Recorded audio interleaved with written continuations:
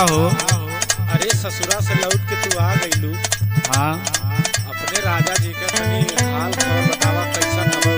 अरे पूछा मत हो। हो तनी हमो को बतावा, एकदम बेचैनी होत है हमरे। सुना, बतावा। चांद के जैसन चेहरा चमके रोजे अंधरिया में।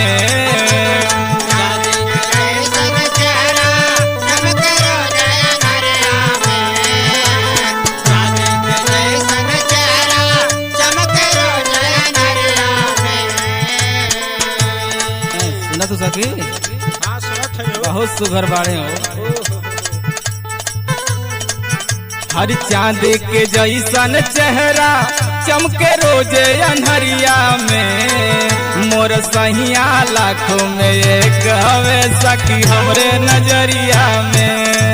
मोर सैया लाखों में एक हवे सखी हमरे नजरिया में। मोर सैया लाखों में एक हवे सखी हमरे नजरिया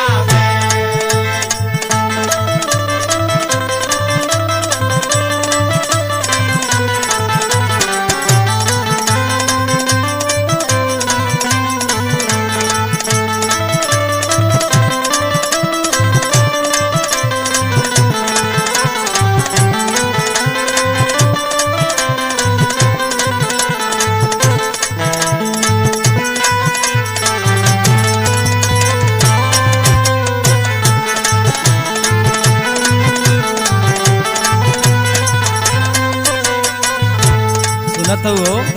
हाँ सुनत है, और बतावा। अरे उनके कहाँ रखीला सुना पहले। बतावा बतावा। दिलवा में बसल बाटे ये सखी बलमू के हमरे सुरतिया हो। बलमू के हमरे सुरतिया ये साथी बलमू के हमरे सुरतिया हो।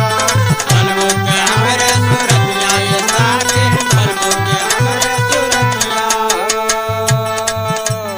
बड़ा निकला गेला सुन के उनकर मीठी मीठी बतिया हो। मीठी मीठी बतिया हो साथी मीठी मीठी बतिया हो। मीठी मीठी बतिया ये साथी मीठी मीठी बतिया हो। और सुना, बतावा।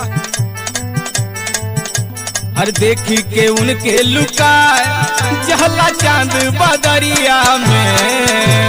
देखी के उड़ते दुकान जहला चांद बदरिया में। देखी के उड़ते दुकान जहला चांद बदरिया में।